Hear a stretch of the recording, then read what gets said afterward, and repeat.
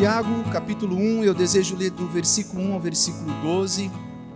Diz assim um texto da palavra do Senhor. Tiago, servo de Deus e do Senhor Jesus Cristo, as 12 tribos que se encontram na diáspora, saudações. Meus irmãos, tenham por motivo de grande alegria o fato de passarem por várias provações, sabendo que a provação da fé que vocês têm produz perseverança. Ora, a perseverança deve ter ação completa, para que vocês sejam perfeitos e íntegros, sem que lhes falte nada. Se, porém, algum de vocês necessita de sabedoria, peça a Deus, que a todos dá com generosidade e sem reprovações, e lhe será concedida. Peça, porém, com fé, em nada duvidando, pois o que duvida é semelhante à onda do mar, impelida e agitada pelo vento.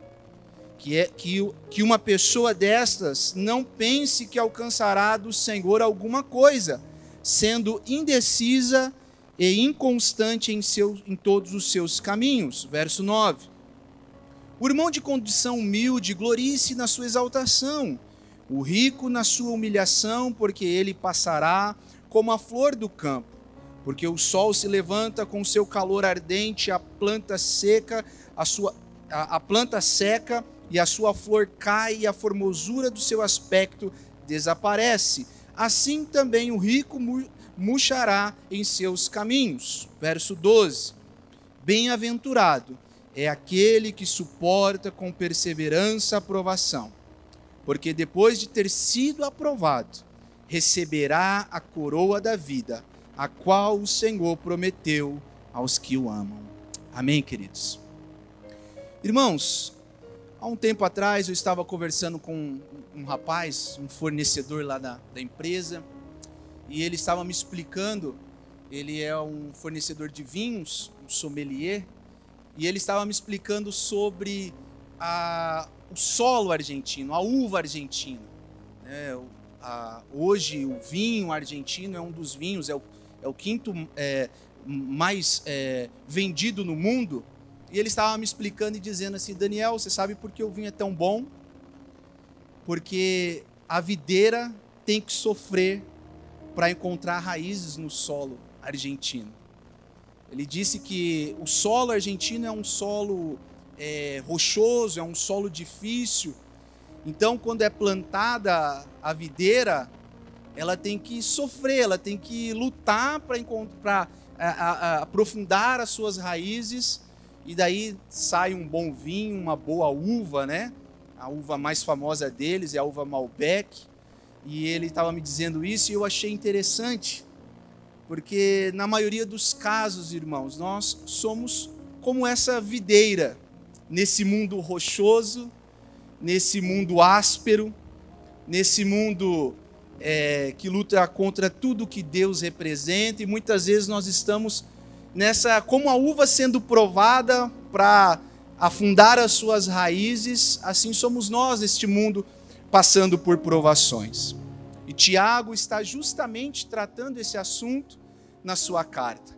Esse Tiago, que segundo a tradição da igreja é o irmão de Cristo, que no começo do ministério de Cristo não cria em Jesus, na sua obra, mas que quando Cristo foi ressurreto, quando Cristo ressuscitou, vai dizer lá em 1 Coríntios capítulo 15, que ele teve um encontro com Tiago. E esse Tiago agora se torna uma das principais pessoas, um dos principais nomes da igreja primitiva, sendo líder da igreja de Jerusalém. É interessante que esse homem é relatado pela história como um homem de muita fé e de muita oração. Diz os historiadores que o apelido de Tiago era Tiago, joelho de camelo, porque os seus joelhos eram como joelhos de camelo, de tanto que ele orava, era joelho duro, de tanto que ele buscava o Senhor. Um homem temente, um homem que Paulo chama em Gálatas de coluna da igreja, um homem que doa a sua vida pela igreja, e agora ele está endereçando a sua carta a estes irmãos, como nós lemos no primeiro versículo, da diáspora, os dispersos. O pastor até disse hoje pela manhã sobre essa questão da dispersão.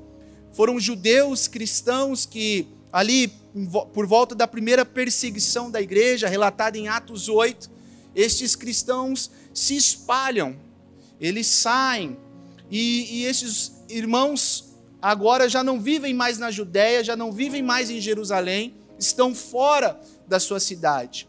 E Tiago agora está escrevendo para estas pessoas.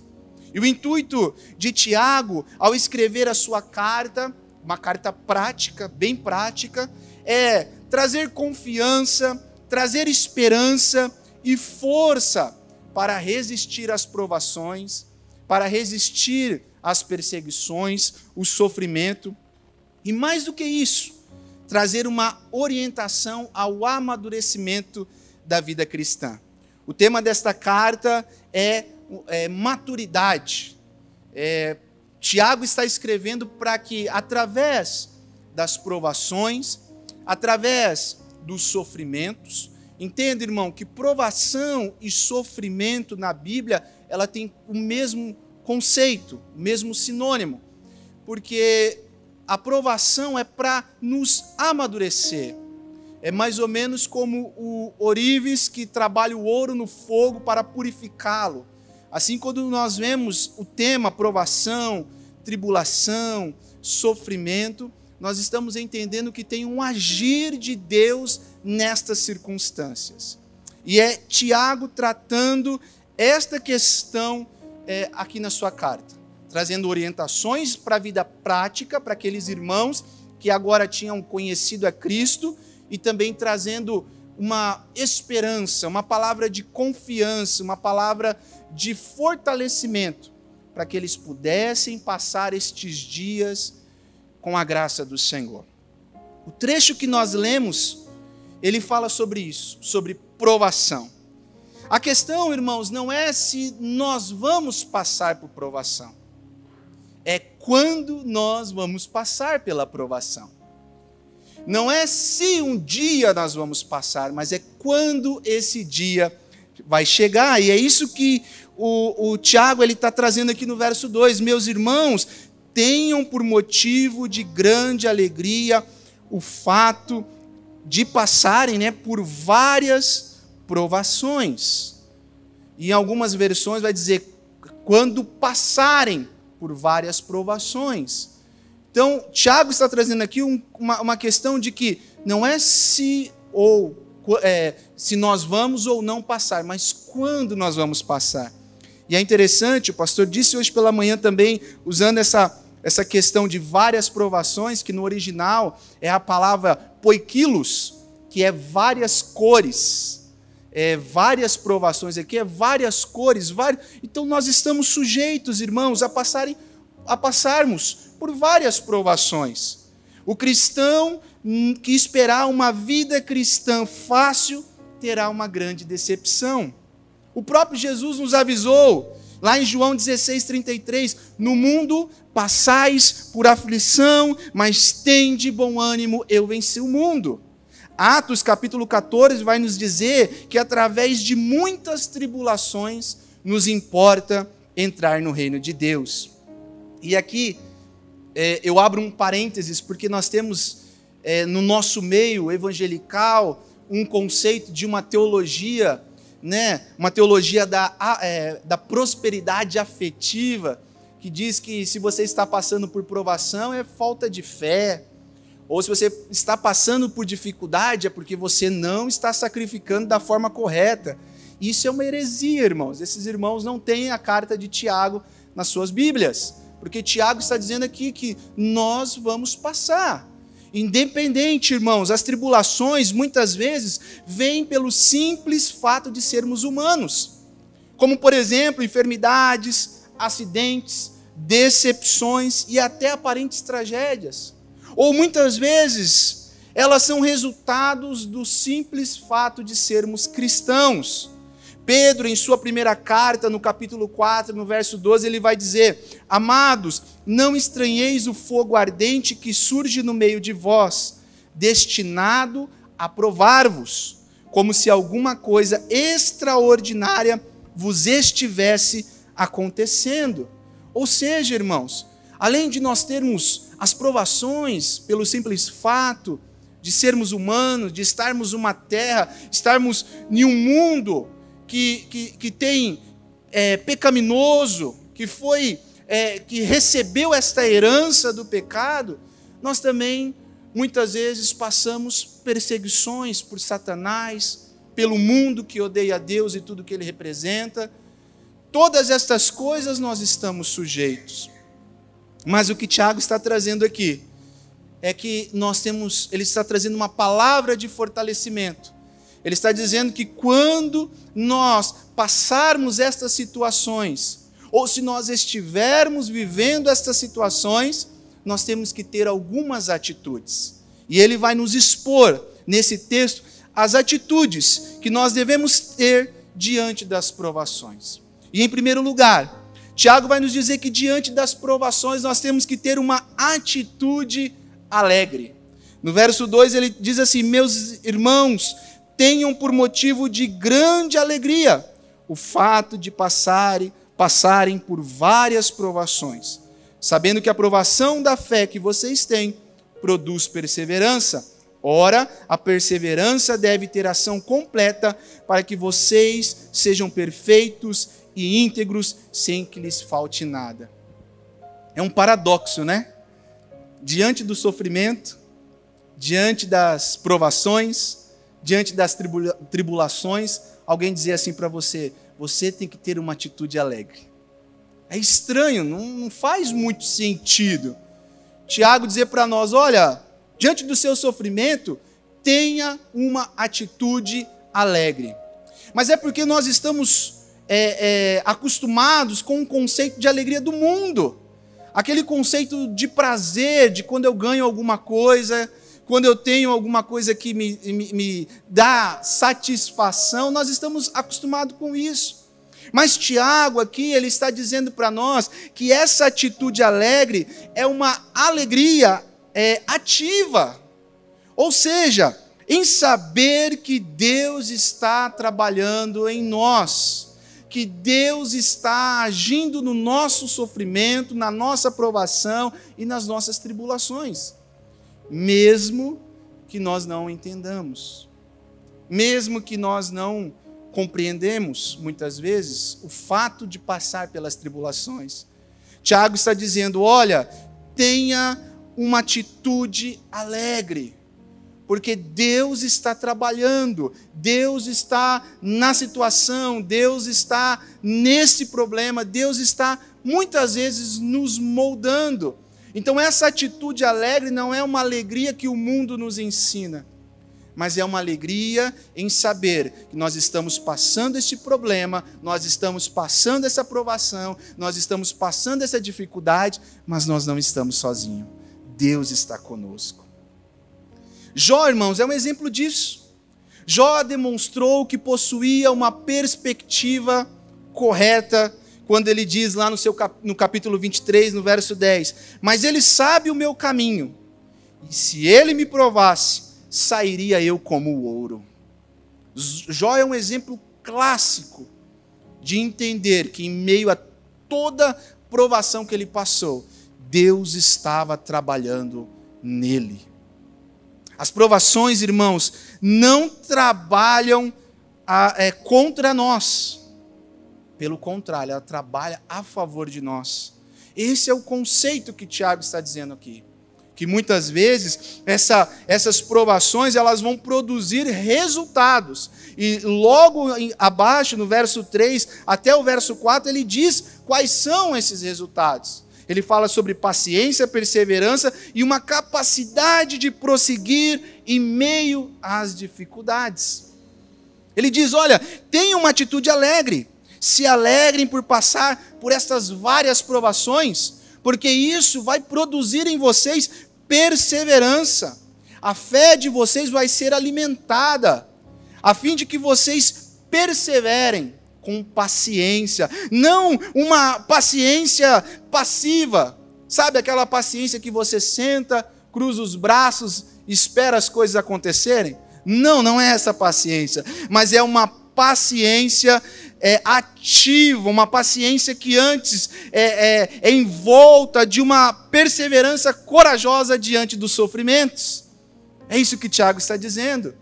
Que através das provações que nós passamos, e quando nós entendemos que Deus está trabalhando nós nestas provações ou nesse sofrimento, a nossa fé vai ser fortalecida a ponto de perseverarmos, de não cairmos, de não abandonarmos, de não, muitas vezes, irmãos, chorando, muitas vezes doendo, muitas vezes pensando, Senhor, mas por quê? Nós olhamos para trás e vemos os resultados. Deus nos fortalecendo, Deus fortalecendo a nossa fé. O apóstolo Paulo, em Romanos capítulo 5, ele vai dizendo assim: nos gloriamos nas nossas tribulações, sabendo que as nossas tribulações produz perseverança, e a perseverança, experiência, e a experiência, esperança. Isso é glorioso, irmãos. Porque se tem uma coisa que o crente deve ter no seu coração, é essa bendita esperança. Que, como diz o pastor no culto das 10, é uma esperança de peregrino, uma esperança de forasteiro, que nós estamos aqui de passagem, mas que haverá um dia nós voltaremos para a nossa cidade, para a nossa terra. Isso é o que Tiago está dizendo. E essa alegria ativa, irmãos, eu gosto também de trazer o conceito de contentamento. Muitas vezes nós esquecemos isso. O apóstolo Paulo, em Filipenses capítulo 4, verso 13, um versículo famosíssimo. Nós vemos aí nos caminhões, nós vemos em todo lugar. Tudo posso naquele que me fortalece. Mas muitas vezes as pessoas esquecem de ver os versículos anteriores. Aqueles versículos que Paulo diz assim, digo isso não porque eu esteja necessitado, porque eu aprendi a viver contente em toda e qualquer situação. Sei o que é passar necessidade, sei o que é ter em abundância, aprendi um segredo de toda e qualquer circunstância, tanto de estar alimentado, como de ter fome, tanto de ter abundância, como de passar necessidade. Porque diante destas coisas, tudo posso naquele que me fortalece. Esse é o conceito de contentamento, de saber que Deus, independente da situação que você esteja, está trabalhando na sua vida, está te amadurecendo, está te preparando, está te moldando. É isso que Tiago está dizendo.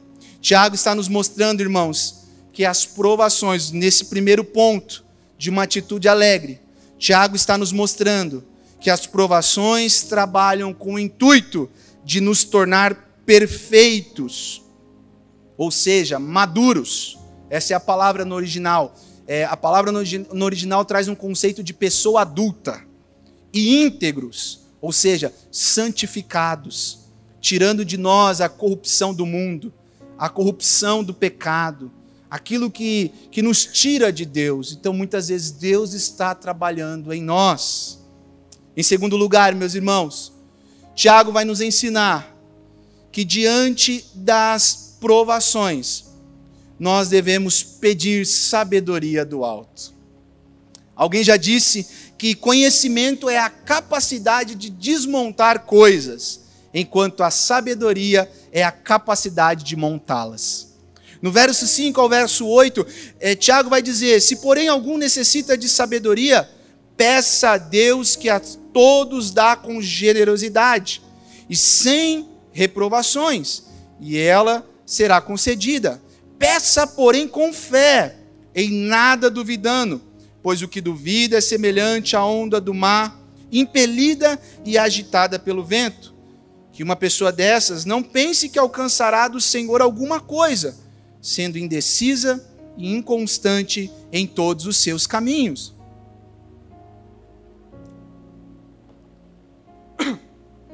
Tiago está dizendo que nós devemos pedir sabedoria do alto.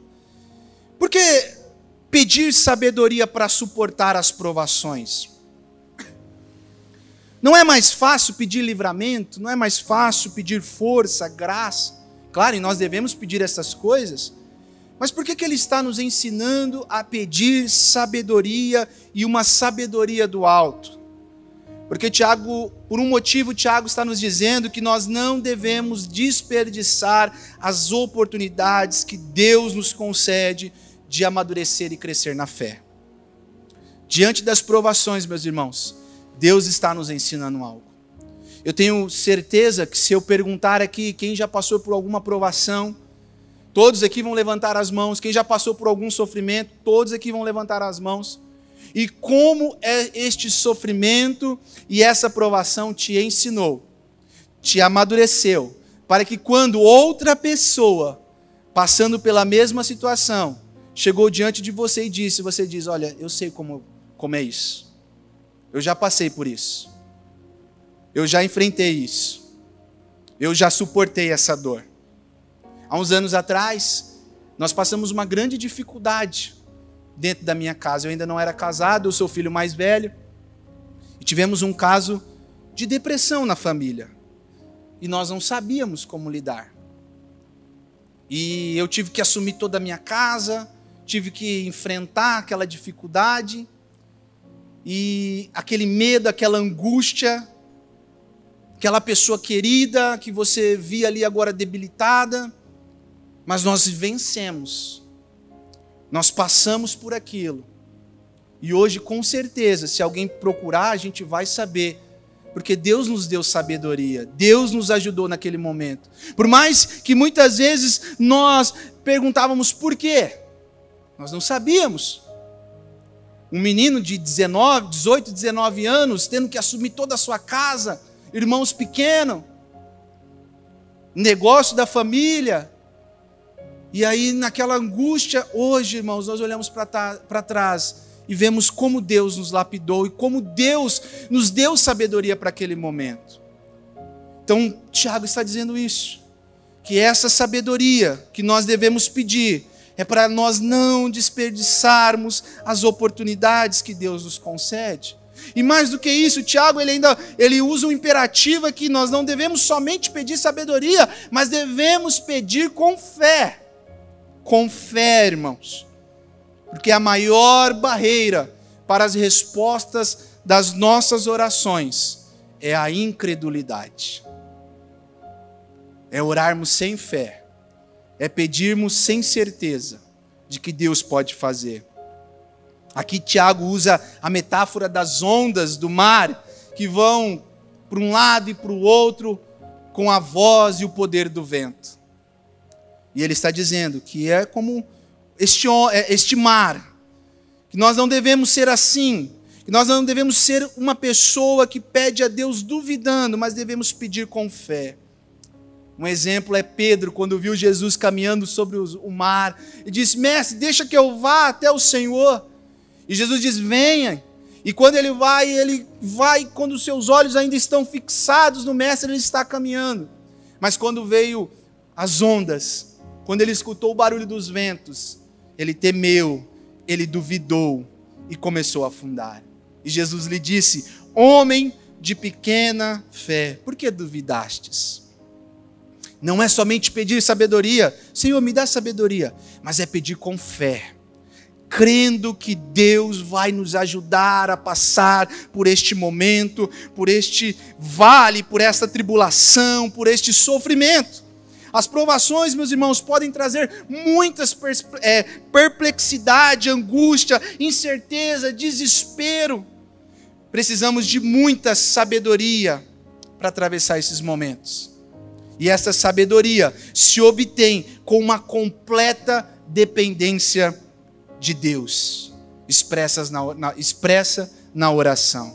Jó, no capítulo 42, depois de ter passado todo aquele problema, aquele vale, aquele sofrimento na sua vida, ele exclama bem alto, bem sei que tudo podes, e que nenhum dos teus propósitos pode ser impedido.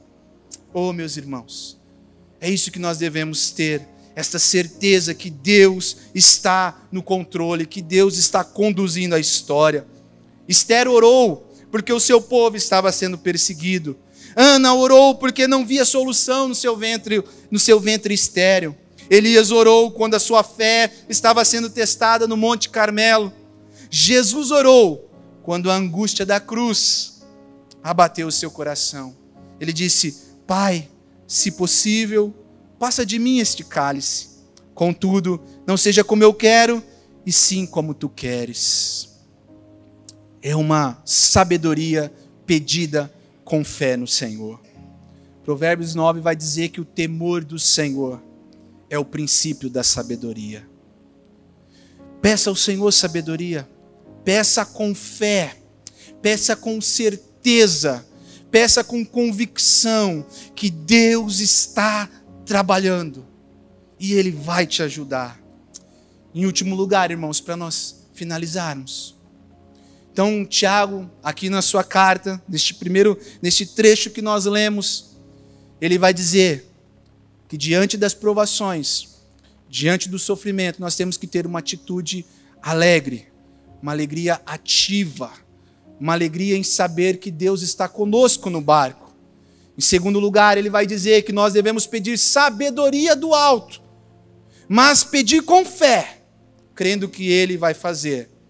E em terceiro lugar, irmãos, ele vai nos dizer que nós temos que crer que a nossa recompensa não se compara com as provações desta terra. No verso 12 ele diz assim: bem-aventurado é aquele que suporta com perseverança a provação, porque depois de ter sido aprovado, receberá a coroa da vida, a qual o Senhor prometeu aos que os amam. Meu irmão, minha irmã, eu não sei da sua provação, eu não conheço o teu sofrimento, eu não sei das tuas angústias. Talvez ele seja momentâneo, ou quem sabe não. Mas eu tenho uma palavra de esperança para você. Nenhum sofrimento dessa terra, nenhum luto, nenhuma depressão, nenhuma tragédia, nenhum abandono, nenhuma tribulação financeira, nada, absolutamente nada, se compara com aquilo que Deus nos preparou. Possa ser, meu irmão, que você vai viver com essa dor. Possa ser que durante o nosso período nessa terra você vai viver com o teu sofrimento, com as tuas lutas, com angústia no teu coração. Mas deixa eu te dizer uma coisa: haverá um dia que isso passará. Haverá um dia que estas coisas cessarão. E como diz o apóstolo Paulo em 2 Coríntios capítulo 4, versos 16 a 18, ele diz: por isso não desanimemos. Embora exteriormente estejamos a desgastar-nos, interiormente estamos sendo renovados dia após dia, pois os nossos sofrimentos leves e momentâneos estão produzindo para nós uma glória eterna, que pesa mais do que todos os sofrimentos. Assim, fixemos os nossos olhos não naquilo que se vê, mas no que não se vê, pois o que se vê é transitório, mas o que não se vê é eterno. Oh, meus irmãos, essa é a maior palavra de esperança para nós, nestes dias de incerteza, nestes dias de dificuldade. Eu não sei o que você tem colocado diante de Deus, mas tenha certeza, naquela palavra de Apocalipse 21, verso 4, que naquele grande dia não haverá mais choro, não haverá mais luto, não haverá mais desespero, não haverá mais nada. Nós estaremos para sempre com o nosso Senhor, triunfando em meio às provações, triunfando em meio às nossas tristezas, triunfando em meio ao luto, triunfando em meio à depressão, triunfando em meio a todo o sofrimento. Nós estaremos com o Senhor e Ele enxugará dos nossos olhos toda lágrima, e seremos abundantes, plenos em Cristo Jesus. Creia nisso, meu irmão. Creia que que Deus está trabalhando. Creia que Deus está te moldando. Creia que Deus está te lapidando. Creia que Deus está te preparando para este momento, para essa bendita esperança. Amém.